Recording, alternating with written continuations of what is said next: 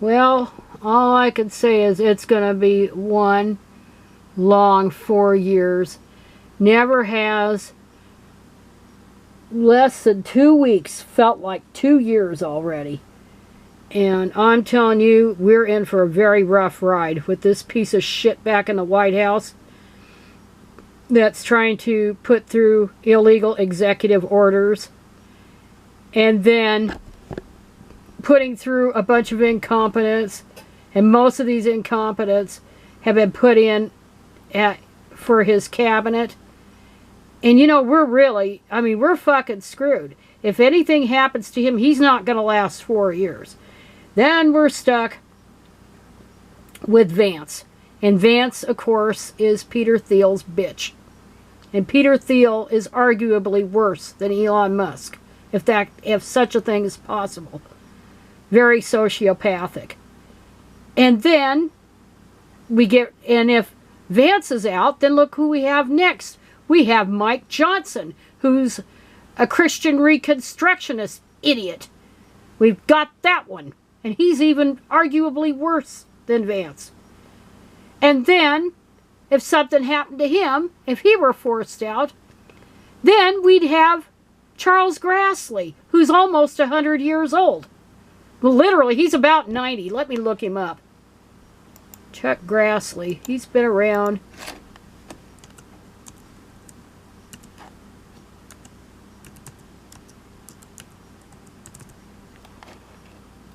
Because he's fourth in line. He's 91. So yeah, he's pushing 100. So he's using the U.S. Senate the way old Strom Thurmond did, as a nursing home. He's still in there. He's fourth in line for the presidency. And then, if something happened to him, then you would have, I think, Marco Rubio, who's now the Secretary of State. I think he's fifth in line. And he's the least noxious of all of the damn bunch. We're really screwed, folks. We're really screwed. So thank you, you idiots who didn't vote in the November election, or you voted for that idiot that's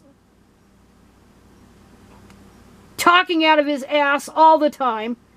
And today it was the worst. Well, it's going to be a new low. There's never going to be an all-time low for him. It's not possible. But, you know, there was that terrible plane crash last night. They're all terrible. But there was that one in D.C. that a military helicopter ran into. Probably, I mean, they'll find out. Officials will find out what the cause was.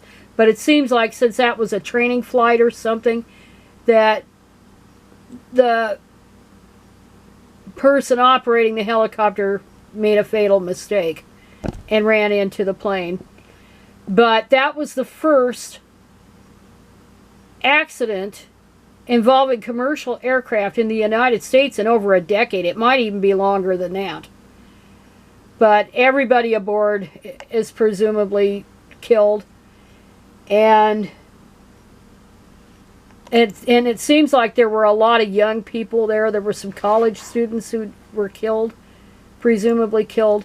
And then there were some figure skaters who were members of a skating club in Massachusetts. And the first thing that I thought of when this happened, and I heard about that, I was thinking of the 1961's Brussels airplane crash involving the Sabena Flight 548 that killed the entire U.S. Olympic skating team, ice skating team. And they were on their way to the World Championships. And of course, as a result of the crash, the World Championships were canceled. But that was terrible. That was one of the real tragedies of sports history, that all those people died. And it also included coaches like Olympic skating great Maribel Vinson-Owen, who lost both her daughters in the same plane crash. And what I remember, one of the things I remember is Lawrence Owen, who was the younger of the two daughters. The older one was named after Marable, Vincent Owen, and was partnered, was a pair skater with Dudley Richards, who had been a close friend of the Kennedy family, and I think he was an attorney. But he had roomed with Ted Kennedy back when they were in college. But getting back to Lorenz Owen, what I remember about her is right just days before that plane crash, Sports Illustrated had an article with her on the cover of it, talking about the ice skating team, talking about Lorenz Owen, because a lot was riding on her. She was real talented. A mere 16 years of age. She's on the cover of that issue, and the wreckage of that airplane, there was a photo of that magazine that apparently it was Lorenz Owen's copy of it, and it had her picture on it. Really, just a sad, sad, sad thing. And so a lot of these people that died on this plane crash, they were skaters. They were as young as those in 1961. And there were a couple of them that were 16 years old, and then there was a Russian couple. I would just mangle their names if I said who they were.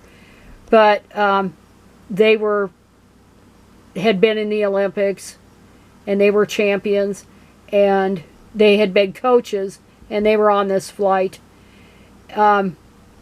But, you know, it's all tragic. All the families, you know, they're grieving. But, you know, instead of just offering his condolences and just being, you know, just being presidential, Trump can't help it. He can't help but take pot shots and accuse DEI, the DEI, of why there was this plane crash and helicopter crash. He's so goddamn stupid, and the only thing stupider than him are the people who voted for him or didn't vote. And my God, they can't shut him up. And of course, you know, these MAGA types, these racists, these sexists, they just eat it up. They totally eat it up. But Trump just, it's insanity. I'm not sure who's nuttier, him or Elon Musk. It might be a photo finish. And of course, old Musk got a lot of flack over his salute, his Nazi salute the other day. And then you had so-called men of the cloth that were, one of them in particular, Calvin something or other, Robinson, or I don't want to say who it is, but anyway, he got in trouble for doing the same damn thing. They think it's cute. They think it's cute to put the Hitler salute out there. They don't even hide it. And I'm telling you, we're in for a long goddamn 4 years. I don't think Trump's going to last 4 years. He may be 86th out of there. But as I said, there's all those people that are in line. So we're screwed. The only thing that's saving our butt is that the Republicans don't have a clear majority in Congress. They have a little bit, an itty-bitty sliver of a bit, and they'll probably lose both in 2026. But I'm telling you, this is really bad stuff. When you talk out of your ass, you're the President of the United States, and you talk out of your ass instead of offering condolences, actually acting like a human being, instead of taking pot shots at everybody else. And by the way, you know, they were asking for all these resignations. They were wanting to fire people so they could put goddamn cronies in there or create a spoil system that Rutherford B. Hayes tried to get rid of way back in the 19th century, you know, and have a halfway qualified civil service system that actually it's been pretty professional. But now they want hacks in there because they're governed by ideology. But by God, that vote better not get in there, because he's worse. He's evil. He's as bad as old what's-his-face, Leonard Leo, and I was shocked at how affable Leonard Leo appears to be. Seems like he's the nicest guy in the world, but he's fucked up. He's politically fucked up. And so, anyway, so that plane crashed, they'll find out the cause and all that. And anyway, it just, I had to say something about it a little bit.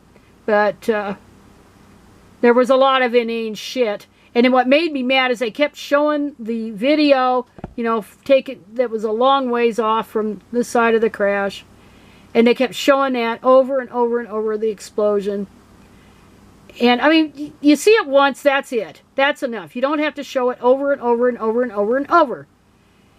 And try to speculate. But, I think that's probably going to be it for me. I was going to say something, and what the hell, I can't think of anything else to say. But, leave it to the orange idiot in the White House. Leave it to him to turn a tragedy into making political potshots and going after DEI and all sorts of bullshit. Anyway, that's it.